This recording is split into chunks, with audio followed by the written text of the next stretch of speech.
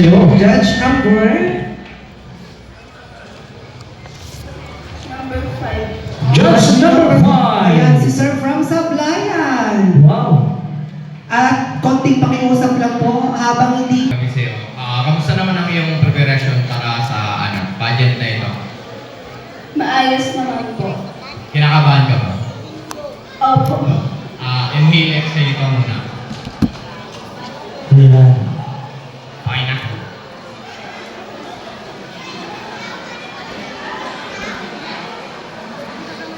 Paano makakatulong ang isang matatag na pamilya sa pag-unlad ng isang barangay?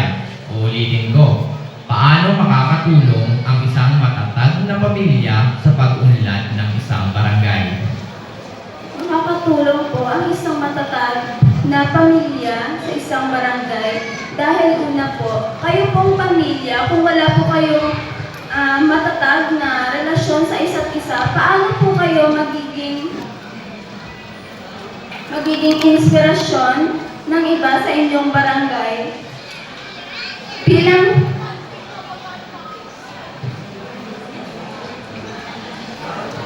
Bilang isang pamilyang may matatag na relasyon, magiging inspirasyon po kayo sa mga sa mga kapwa nyo.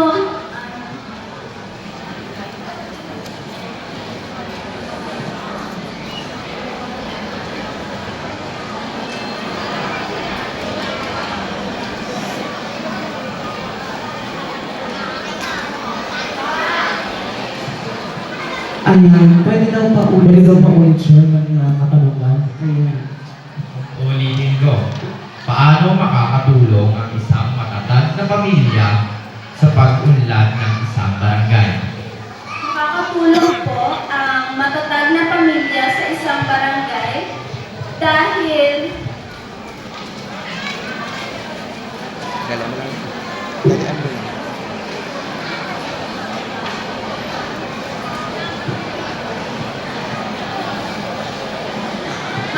makakatulong po sila sa barangay dahil sila nga po sa kanilang pamilya nga po mismo ay may matatag po silang paninindigan. Lalo na po kung paano naman po kapag gagawin silang inspirasyon sa barangay, mas lalo pa pong mas marami. Mental block mo siya. Okay, magtatanong. Number 3 po. Number 3. Naniniwala ka ba sa kasabihan ni Dr. Rosel San na ang kabataan ay pag-asa ng bayan? At bakit? Ulitin ko. Bilang isang kabataan, naniniwala ka ba sa kasabihan ni Dr. Rosel San na ang kabataan ay pag-asa ng bayan? At bakit? Naniniwala po ako sa kasabihan ni Jose Rizal na ang kabataan ay pag-asa ng bayan. Dahil po, ang kabataan ay mayroong boses at mayroong karapatan para sa ating lahat at hindi ito kaya sa mga makakasino. Yun lamang po at maraming salamat. Alright! Thank you so much. Thank you very much. Okay naman. Let's move on. Bili number 3. Yes. Ayan. Number of judge. Bulong na. Sige, bulong na agad. Ayan. Dahil, Judge number, 0. Number 7. our chairman of the board, Ma'am Laika Gwen. Bernadette. Hello, good evening. Good evening po. Anong nararamdaman mo ngayon? Of course, kinakabahan po. Ay, sorry. Ready ka na? Opo. Sa wikang Ingles o sa wikang Pilipino mo ba gusto marinig ang katanungan? Pilipino po. Ulitin ko ng 2 beses ang tanong.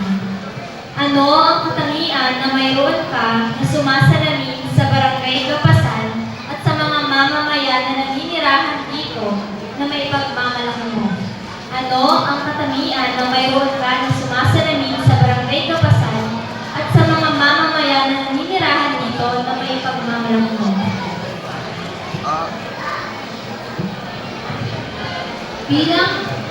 Bilang kabataan na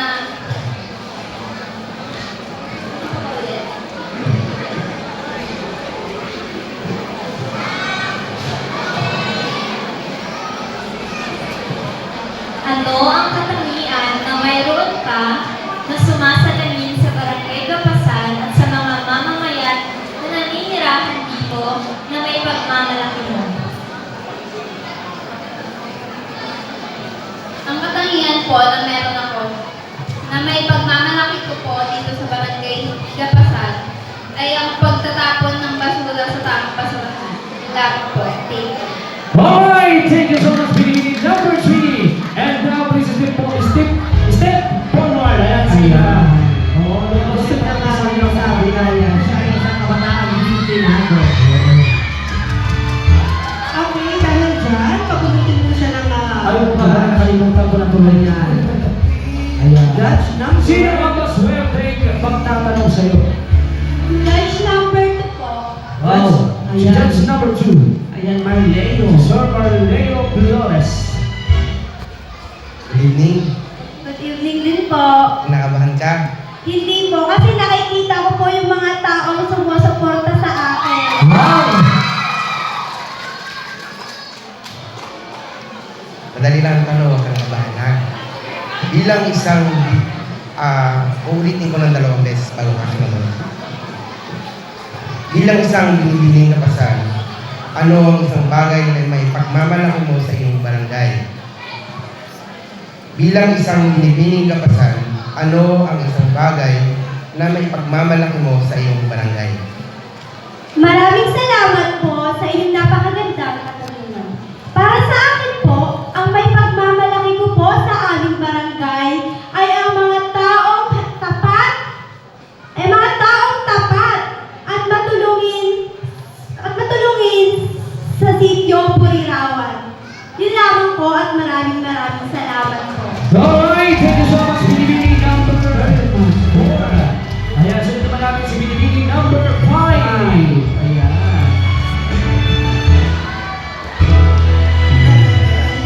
Ayan, nabunod agad. Ano? Napaswerteng magtatanong. Judge number... Judge number 1, Judge Sir number Nino. 1. Magtoto. Okay, candidate number 5, ulitin ko ng 2 beses ang aking katanungan. Handa ka na? Okay. Paano mo haharapin ang cyberbullying kung ikaw ay magiging Pilipining Kapasan 2026? Ulitin ko, paano mo haharapin ang cyberbullying kung ikaw ay magiging Pilipining Kapasan 2026? Bilang isang Pilipining Kapasan 2026, haharapin ko ang cyberbullying ng isang pagtanggap. Dahil ang cyberbullying ay isa sa nakakasira sa ating dignidad. Bilang isang Pilipini, dala ko ang boses ng aking generation na handang makinig sa mga nabibuli.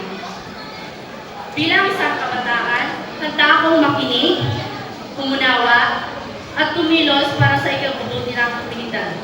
Hindi man po ako perfecto, but I want to be a good inspiration and example to all kabataan na hindi lahat ng nabubuli ay dapat natin malitin. That's all to be all. Thank you. Alright, thank you so much. Ayan. Sunod naman namin si Pinipili number 6. Yes. Dahil isang sa biktima. Ayan, bukod na katanungan. Magtatanong sa'yo. 7 po. Yan. Ang chairman of the board. Alright, Chairman of the Board. Ayan, ikaw na dito, Mother. Charet. Hello, good evening. Gusto mo bang unang pasalamatan lahat ng supporters mo? Nagpapasalamat po ako unang-una sa pamilya ko at sa kaibigan ko. Ready ka na? Ito ang tanong. Kung ang bawat kandidata ay karapat-dapat corona, anong katangian ang mayroon ka na bukod tangi at nangingibabaw sa lahat? Kung ang bawat kandidata ay karapat-dapat na mag-uwi ng corona, anong katangian ang mayroon ka na bukod tangi at nangingibabaw sa lahat? Ang bukod tangi po na magiging katangian ko ay hindi ko lamang po titignan ang titulo na panalunan ko, kundi magbibigay po ako ng gabay at inspirasyon sa ibang kabataan. Yun lang. Alright, thank you so much very much. Number 6. Pinipili. 7. Number 7. Alright, puro na masulat yung pagtatanong. Judge number Si Judge number 4. Ayan. Si Miss Risa Jane Dicena. Hello, candidate number 4. Kinakabahan na ba? Thank you po. Kaya nalagilan ko. Ready na ba? Ulitin ko ng 2 beses. Ngayong katanungan.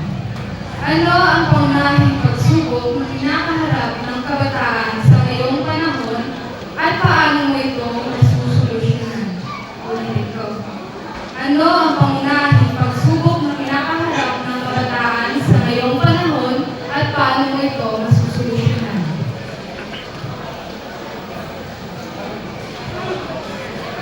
Ayan. Pagkita pa ulit. Si Sir na lang mag-ulit. Ayan, paulit po ng katanungan. Ano ang pangunahing pagsubok na kinakaharap ng kabataan sa ngayong panahon at paano mo ito masusolusyonan?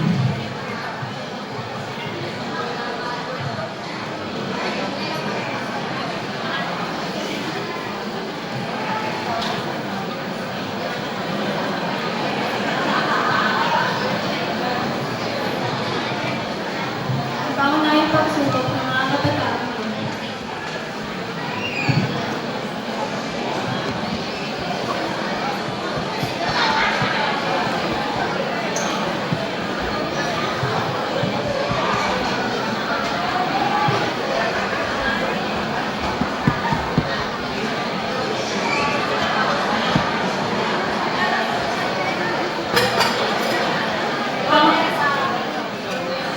Ano sis? Paulit ulit. Ayan, ano daw yung pangunahing problema problema. ng mga kabataan at ano ang magagawa mo para masolusyonan ito? Pangunahing problema ng mga kabataan ay ang pagpupulot, teenage pregnancy. Masusunod mo po ito.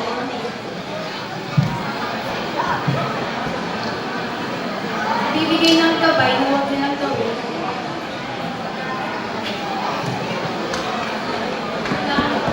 Alright! Ayan. Pinipili number 7 and now, Binibini. pinipili number 8. Ayan. Dahil isa na lang, Dahil isa ka lang, sino ang magtatanong si sa'yo? Judge number 6. Ay, si Si number 10. Judge. Number 6. Oh, Number si Ma'am- 6. Si Ma'am Irene. Hello? Kinakabahan ka ba? Sige, diretso na tayo sa tanong na. Isang inhale, exhale muna. So, ito yung tanong ko sa'yo. So, halos lahat ngayon ng mga bata, di ba? May mga sarili-sarili ng cellphones.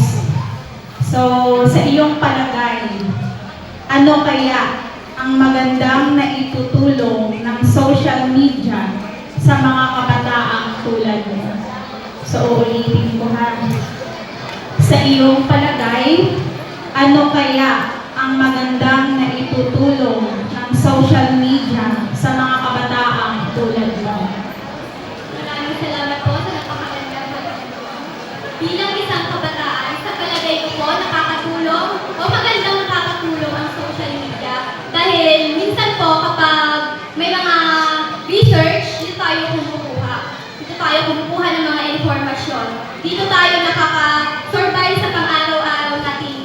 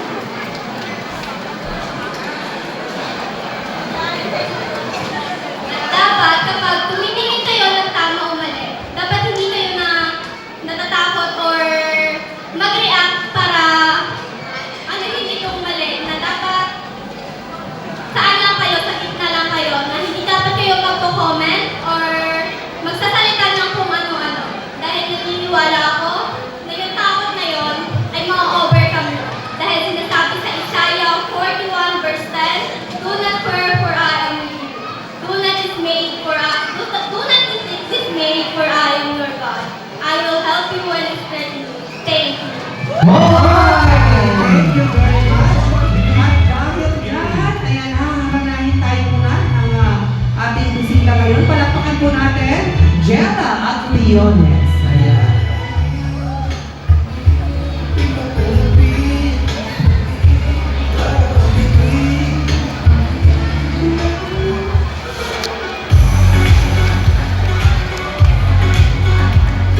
Magandang gabi po sa ating lahat, sa lahat ng opisyalis ng barangay at sa lahat ng tao na magandang binibigyan nito. Mawitin ko ito para sa inyo.